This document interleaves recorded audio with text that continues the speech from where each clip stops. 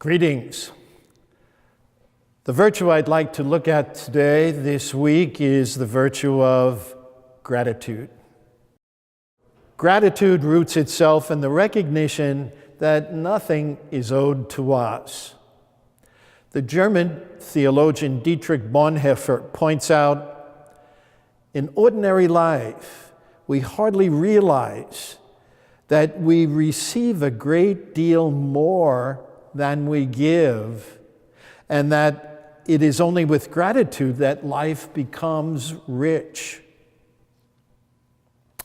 I'm told that there is a school of psychotherapy in Japan that promotes the practice of gratitude as a key to mental health. They claim that grateful people are more optimistic, more attentive, more enthused. I think I would add that grateful people, thankful people, are often holy people.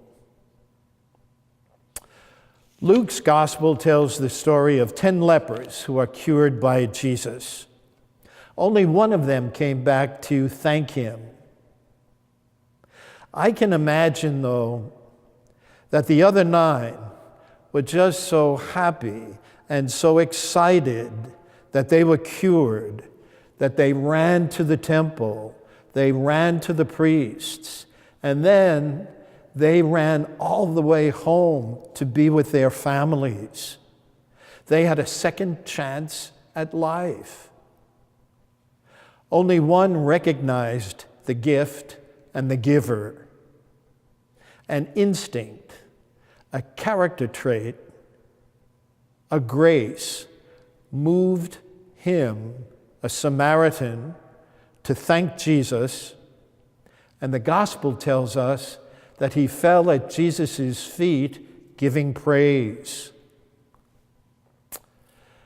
Just for a moment, think about the people in your life and what they have done for you. Make a mental list. I am sure that all of us can recognize gifts we have received from those people. Are we grateful? Are we thankful?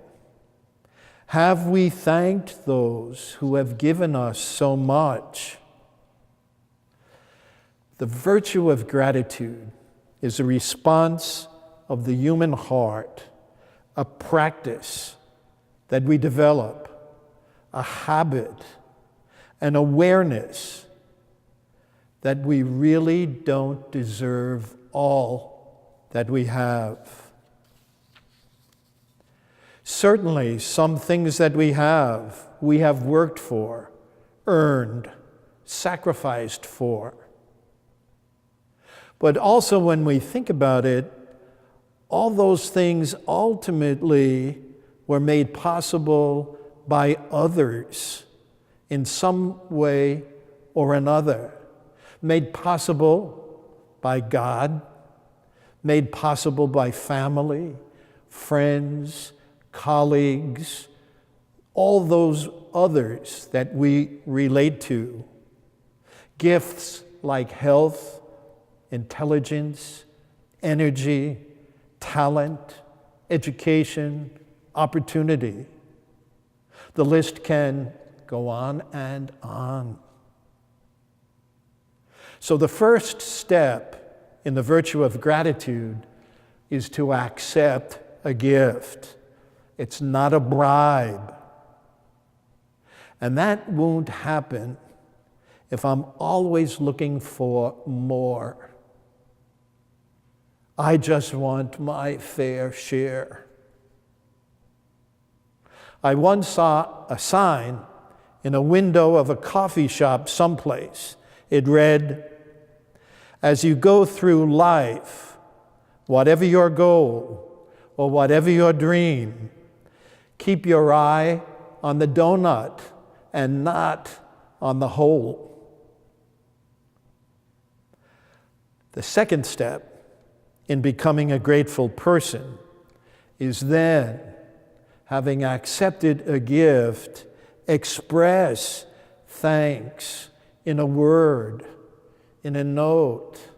Say it, write it, communicate it.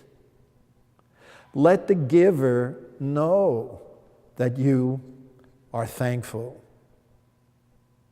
Jesus tells a story of a farmer who hires workers early in the morning, then some more at noon, more in mid-afternoon, and then even more at quitting time.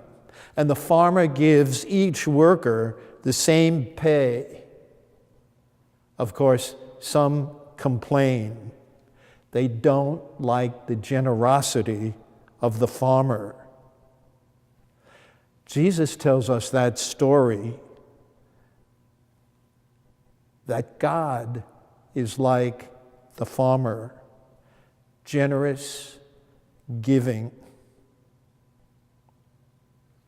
The third step in the virtue of gratitude is to become like the giver, to become generous as the donor.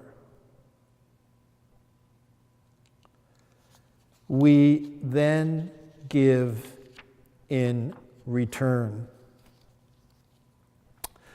I've been working on the virtue of gratitude for a long time. I am not where I would like to be. I would really like to go through life seeing everyone and everything as a gift from God, from my family, from friends, from the church, from whomever. Giving thanks is really essential to keep the world going. One of my Dominican brothers many years ago wrote, "If the only word you ever say is thank you, that's enough."